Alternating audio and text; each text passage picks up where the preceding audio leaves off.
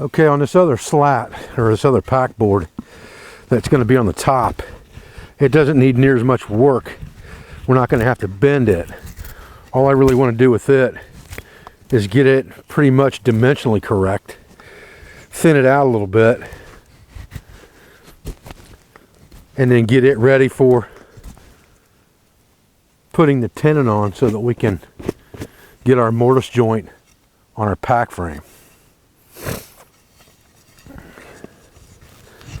This thing already has a nice natural curve to the piece that curves slightly this way, and we don't need as much of a curve in the top as we do in the bottom where it's going to rest against us. So this is going to be just about perfect, in all honesty.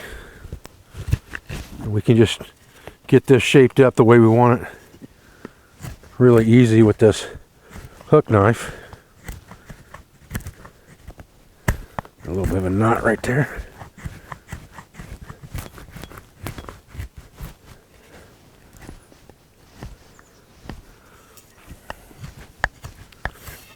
Now again with this one, we'll just slightly round over the corners. Nothing too drastic. But we don't want it completely square either, because completely square, if it does touch our back, is not going to be comfortable. So we'll just bevel it over, and then it'll be fine.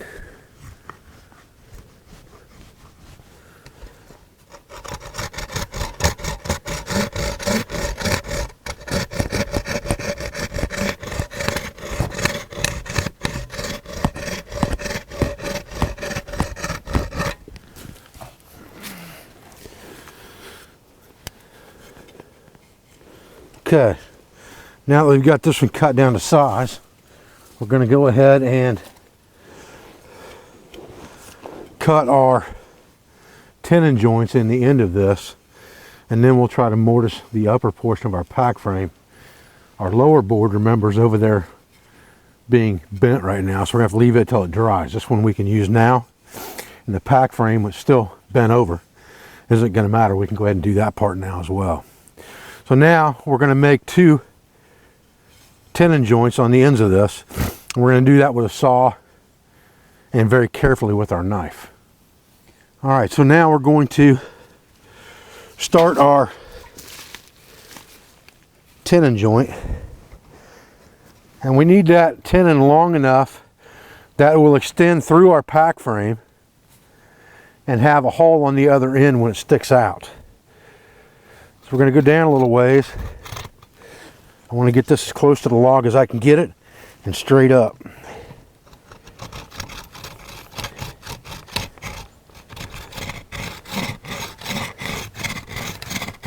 Just like that. And now I'm going to do the same thing on the other side.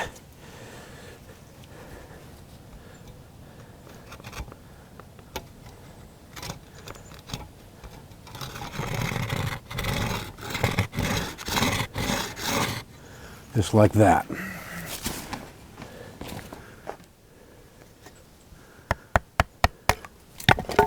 There we go, we knocked that chip right out. Now we're going to do the same thing on this side.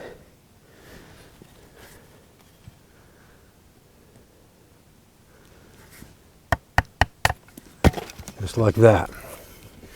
And that gives us a mortise. Now we can trim this up. And it's better if we use our hook knife for this. But I'm going to trim this up into kind of a beveled tenon, just like this,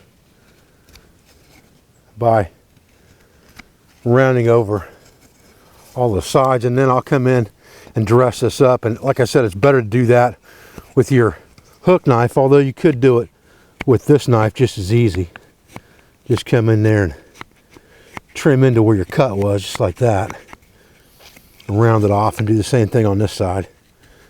You're drawing into a stop cut right there, so you're plenty safe to do that. And now we have something that's going to stick through our frame, and we can drill a hole through it here to tie it off. Now we need to do the same thing on the opposite side. Okay, now once I get both of these cut in, I want a flat right there. So I'm going to cut down and across because I want this narrower here so that it kind of pressure fits in. Okay, I've been scraping the bark off of this pack frame, and having that sharp 90-degree spine on the back of your knife will allow you to not only scrape the bark off, but take those fine shavings off, almost like a spoke shave, so that you can smooth everything out really, really nice. Now this one's got a couple problem areas, or what I would call character spots. I've got one here and one here. Not worried about either one of those. But I'm only cleaning the bark off in the areas I'm going to be working. So I'm not cleaning it all the way up onto the hoop itself yet. I'm just cleaning it down here in the area I'm going to be making my joint for right now, and I'll come back later and clean the rest of this up. For right now, I just want all of this nice and smooth. And you can see what a fantastic job that Jeff White knife does on that stuff. It's just gorgeous. And those things make excellent fire tinder when they're dried out, so don't get rid of that stuff. Okay. Just so happens that no matter how much I hate it, I'm going to have to put a mortise in this area right here. So that's where my upper cross member needs to go. That's going to have my straps attached to it. It needs to be right at the upper edge of this. So now we have to figure out what tool we're going to do that with. We've got our crooked knife and we've got our awl. And I've also got in my haversack a gimlet. And let's talk about the difference in these tools and why one might be preferable over the other. Now we've got a couple choices in tools that we could use to make that hole. I have my crooked awl, and I also have a gimlet. And a gimlet is basically just a hand drill. There's a couple different things to look at when you're doing this. A is that if you simply push through the material, you're only spreading the fibers. You're not removing any material until you go in there with a knife and carve it out. If you can drill a couple holes and then go back behind that with your knife and carve it out, you're going to remove actual material and not split fibers. And that might be the better option between these two, although you could get it done with this if you needed to. All you'd have to do is come in here where you decide that hole is going to be and start to work that thing back and forth until you came through the other side, and you can see it's starting to come through right there. So you can just keep twisting it just like this, and as it comes through the other side, you can go on that other side and start working it down with your hand just like this to drive it through. And if you twist it like this, you'll be removing material. And that's the good thing about these crooked awls, is that they can be rotated almost like a drill bit to remove material as you go, so that you're actually making a hole and not just separating the fibers. And we can set this right here on our stump anvil, get better leverage on it that way, and drill down inside just like this and rotate that all around. And that'll work just fine. And then I can come in from the other side and do the same thing. And you can see I've already got a double hole in there. And once I get that hole in there, then I'm going to go back in there with a knife. And I'm going to clean that out and make that a squared up channel.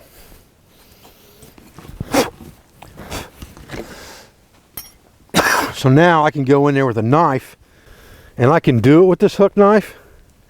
If I just use the bill, the front edge of it here, and push in, I can clean that out pretty well. with that, but a regular knife with a good sharp point on it would work very, very well for this. And we just got to work from both sides of it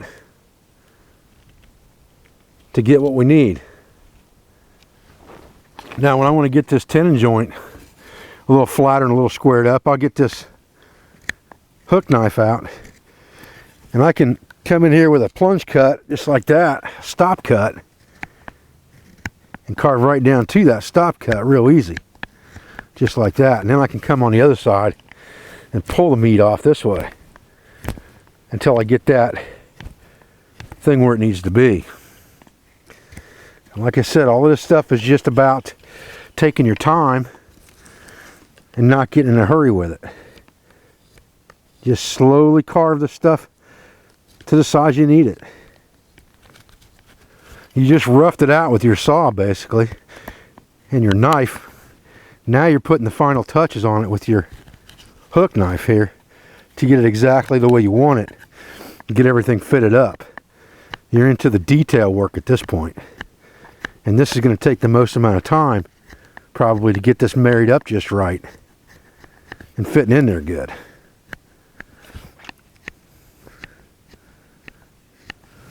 Now let's look at this thing. I'll push it in from this side, see how it fits. Okay, it's still a little bit too thick. It needs to be a little thinner. Not a big deal.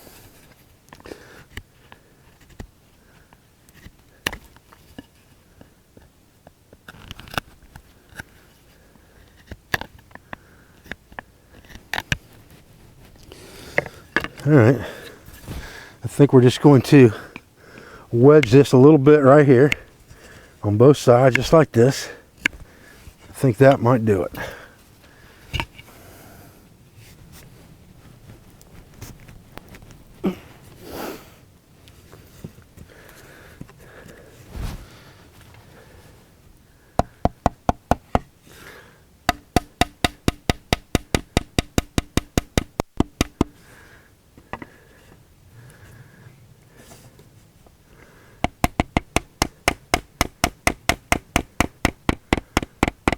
Okay.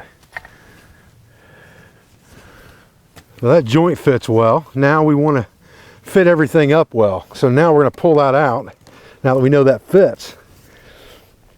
And then we're going to look and see how everything else fits together as far as the way this lays on here. This is our bent side here on this side. So what I want to do now is I want to take this thing and just kind of carve this thing down just a little bit here.